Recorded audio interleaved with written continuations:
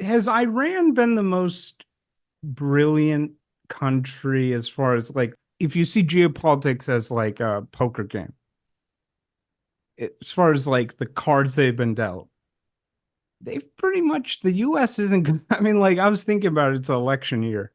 I was thinking about it, if Iran or the one of their proxies like sunk a US Navy ship. I don't think Biden would start a war. I mean, he would strike, do some strikes, but they pretty, I mean, I look at their strategy over the last decades and I just see utter brilliance. They've created a proxy network where they get to literally fire. Iran has a hot war with Israel, attacking it from four different directions, and they get plausible deniability. Uh, they're sort of untouchable. I mean, what do you think of that?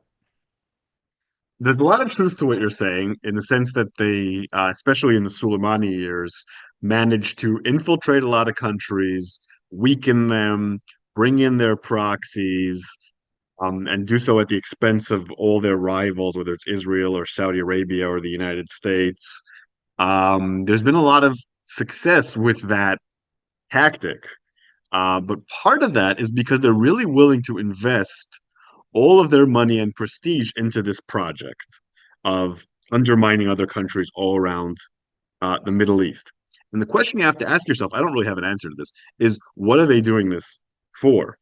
And is that going to advance their survival and prosperity as a state? I mean, right now they're in a condition where it appears that most of their population despises them and wants to overthrow them.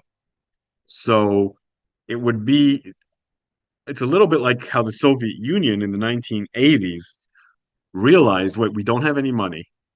We're undermining all these countries in the Horn of Africa successfully, but what is that doing for us? Our society is disintegrating. If the United States wanted or to invest, or Saudi Arabia wanted to invest all of its money in undermining other countries, it could do that with some success, probably. But then there would be implications domestically. And the implications domestically for Iran are pretty severe. There are implications that we would not be willing to bear in other countries that could lead to the collapse of the regime. So I think it really remains to be seen if it's all that brilliant. It's tactical success, but what's the strategy leading to? Yeah, they're making Israel pretty miserable, but does that really serve its agenda? Does that really serve to strengthen Iran? It's an open question. I've come to the conclusion that at least the Israel part of their chants, they believed what they were saying. I don't think they say death to America, death to Israel. I don't think they have any plans to nuke America. But I mean, isn't the goal clear? The axis of resistance, resist the quote unquote Zionist entity, wipe it out. And they seem to be making extraordinary. They've entered a new phase. Isn't that what they want?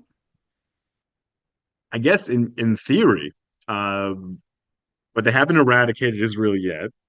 I don't think they will, and their regime might fall. So, yeah, if they manage, I think that if one nut is going to crack there, the nut that would crack first would be the Islamic Republic nut, and not the State of Israel nut. But yeah, that's why I'm not giving you a clear answer here because um, it's not clear that this strategy is going to work. The proof of the pudding is in the eating. Causing a lot of trouble and misery isn't really a policy victory in and of itself.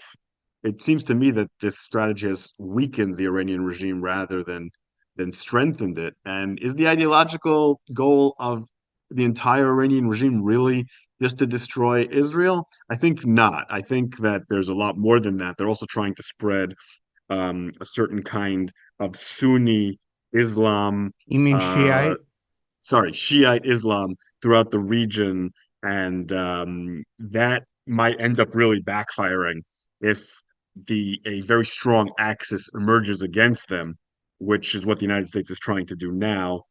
So the jury is out on all this, but you're right that tactically speaking, they've done some incredible things.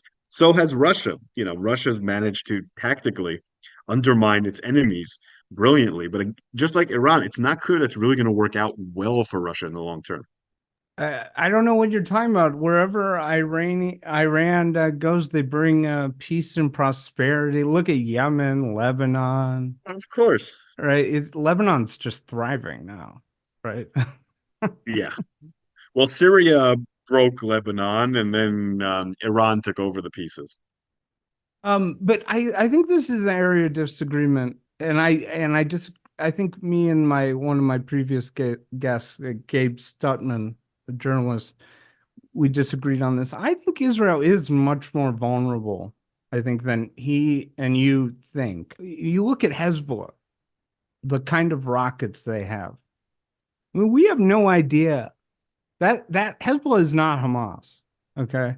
I mean, there was talk that they were trying to get, and I don't know, maybe they already did get, maybe not, the or whatever it's called, the S-100 thing from Russia.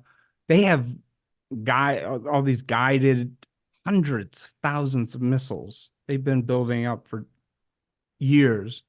I've heard they can wipe out potentially. We don't know how a major conflict with Hezbollah would play out. I've heard there's a chance that they have rockets where and they have targets on the water treatment facilities, the sewage facilities in Israel, that they could, and the electricity grid, and they could potentially.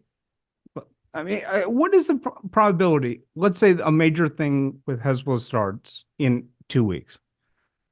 That on the first day, okay, Israel does a lot of damage, but half of the electricity grid is down in Israel, and the sewage treatment and the water treatment is mostly destroyed. And I mean, isn't that how possible is that? I think you're overstating Hezbollah's abilities. We can take a good look at what Russia's doing in Ukraine right now to see the limits of that kind of campaign. Right? Russia is trying to punish Ukraine, hurt Ukraine in every way possible, and keeps trying to destroy its infrastructure. Ukraine infrastructure has continued generally to work. Now, keep in mind that they're fighting the Russian army here. In the Israeli case, they would be fighting a very, well-stocked, well-trained terrorist group. It's just a terrorist group. There's no comparison. And of course, Israel is much more powerful and stronger than Ukraine was, at least at the beginning of the war. So you can take a lesson at the fact that, yeah, they would be able to hurt Israel plenty, but they wouldn't be able to destroy Israel with a bunch of rockets. And rockets, of course, need areas to be launched from. And Israel can take over all of southern Lebanon very swiftly in a blitz attack. It has three divisions right now on the border. It could probably go in with five or six if it had to. And in a war like that, what I would advise, and I think the general staff would advise, is you take over as much territory as possible quickly. Then you work to neutralize the forces within those territories. What would happen very quickly is what happened in Gaza. The ability to launch missiles would be curtailed, and Israel would be fighting against tunnels. Now, don't get me wrong, it would be a nightmare. Israel would lose a lot of soldiers, but there's a reason Hezbollah is not escalating, and that's because they know that Israel has what we call in military strategy escalation dominance. Escalation dominance is the idea of, okay, if we keep escalating, who ends up able to hurt the other side more? If we go up one step, the other step. Who ends up reaching a step where they can hurt you, but you can't hurt them? And the side that has escalation dominance here is Israel. Israel and Lebanon, of course, had this war. What was it, 2007? No, Right? 2006. Five? Yeah. Yeah. 2006.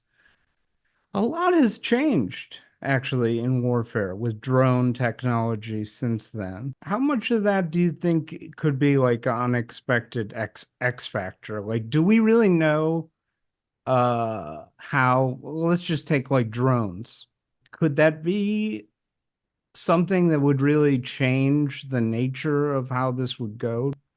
No, it wouldn't. I have plenty of thoughts on that. I've been watching the campaign in Ukraine very closely, and there you have the Iranian um, drones being operated there, thousands of them every night. And a lot of the countermeasures the Ukrainians are using are Israeli countermeasures. And they don't have our best countermeasures, and they're not always using them correctly. And what's happening in Ukraine is that the drones are causing a lot of problems, but they're not a strategic threat. They're an irritant, Right, right, right. Do you and think that's what would happen here too. do you think here's my sense. I know Israel, they really have been talking about we gotta do something, we gotta do something with Hezbollah. Here's a take, and I wonder what you think. The clock's ticking. Biden and Blinken, they're frustrated already. If they plan to open up a second front, um, they don't have all the time in the world to wait. This is an election year. Biden wants this clearly over and forgotten by his base pretty quickly. He doesn't want a major war with Hezbollah and Israel like going into the summer. God, that would be pretty bad for him politically. Are they out of time to do this? Yes, I think they are. I think the reasons you mentioned are a major part of that. I also think that despite the fact that there are plenty of people in Israel who are talking about fighting Hezbollah, the truth is there's no appetite for it. The truth is Israelis don't want another war, which may end up being significantly worse than what happened in Gaza. Um, and I don't think that Netanyahu enjoys the political credit to do that. He's already running out of political credit now. There's an increasing amount of people in Israel who think that he's running this operation mostly in order to survive politically. And I think if he turns it into another war that may be avoidable, that will increase exponentially. And I think on a strategic level, that's very good because I have a nightmare scenario in my head. What happens if Israel invade Lebanon? That could be very bad. I know I just talked about how Israel could defeat Hezbollah militarily, but what we're looking at is a situation where if Israel moves its focus from Gaza before destroying Hamas or before removing Hamas from power, I should say, makes a deal with them, which is what that would require, where thousands of terrorists, or at least hundreds of very serious terrorists, are released, they could destabilize the West Bank, which is already not doing very well with all those prisoners released. Hamas could remain in Gaza, and Israel could be entering an even bigger front in Lebanon. So all three things of those happening all at once would be a serious threat to Israeli survival in the long term. I think the best thing Israel can do is not bite off more than it can chew. It's having trouble chewing Gaza. To overuse that analogy, it has to finish that war. It has to make sure that it achieves its goals there. The problem with Hezbollah will be resolved in the short term once that happens. Hezbollah has said that they'll stop once that war stops. Then Israel needs to plan very carefully how it handles Hezbollah in the future. But now is not the time for that war, and the reasons you mentioned are definitely part of it.